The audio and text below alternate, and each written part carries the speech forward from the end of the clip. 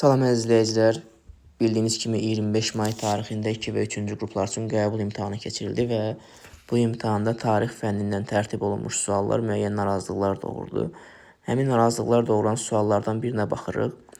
86-cı sual həm 2-ci, həm də 3-cü qruplara düşüb qəbul imtahanında və burada qeyd olunur ki, elm və mədəniyyət xadimlərinin fəaliyyətinə aid olan doğru sıraları müəyyən edin.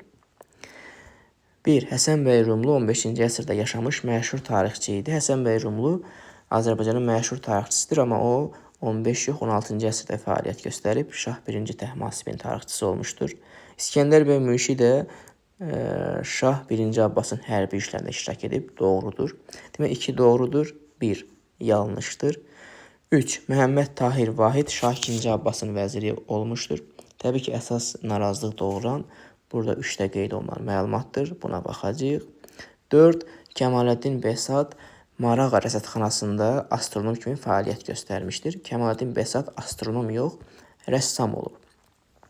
Deyim burada doğru cavab kimi 2 və 3-ü götürüb, 1 və 4 yanlışdır. Yəni 1 və 4 səhvdir. Bundan bağlı bir problem yoxdur. 2 doğrudur. Bəs 3 doğrudurmu? Məhəmməd Tahir Vahid həqiqətən Şah 2-ci Abbasın vəziri olmuşmudur? Gəlin bu haqda dərsliyə baxaq. Görək dərslikdə belə bir məlumat öz əksini tapırmı?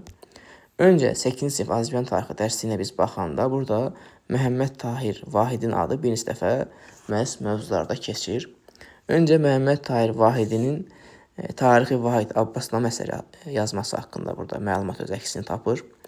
Daha sonra mədəniyyət mövzusuna biz baxanda yenə burada Məhəmməd Tahir Vahidin adı bizim qarşımıza çıxır və burada qeyd olunur ki, Şah Süleymanın hakimiyyəti dövründə baş vəzir olmuş Məhəmməd Tahir Vahidinin Türkçə divanı Berlin kitabxanasında saxlanılır.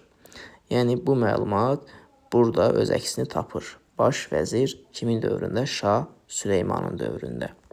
Daha sonra biz növbəti səhifəyə baxanda görürük ki, burada yenə qeyd olunur ki, Şah 2-ci Abbasın baş tarixçisi təyin edilmiş, sonra isə baş vəzir vəzifəsinə qədər yüksəlmiş Məhəmməd Tahir Vahidin Tarixi Vahid əsəri.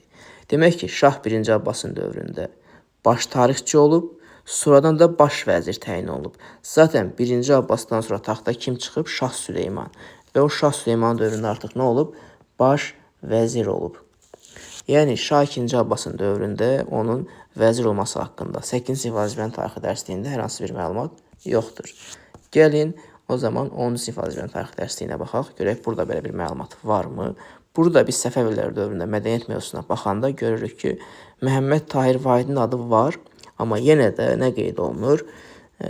Şah 2-ci Abbasın baş tarixçisi Məhəmməd Tahir Vahidinin Tarixi Vahid əsərini öyrənmək, dövrü öyrənmək üçün çox əhəmiyyətli əsərdir. Yəni gördüyünüz kimi Məhəmməd Tahir Vahidinin 2-ci Abbasın vəziri olması haqqında bir məlumat yoxdur. Qeyd olunur ki, 2-ci Abbasın baş vəziri olub, baş tarixçisi olur, üzr istəyirəm. Ondan sonra taxta çıxan Şah Süleyman isə baş vəziri olmuşdur.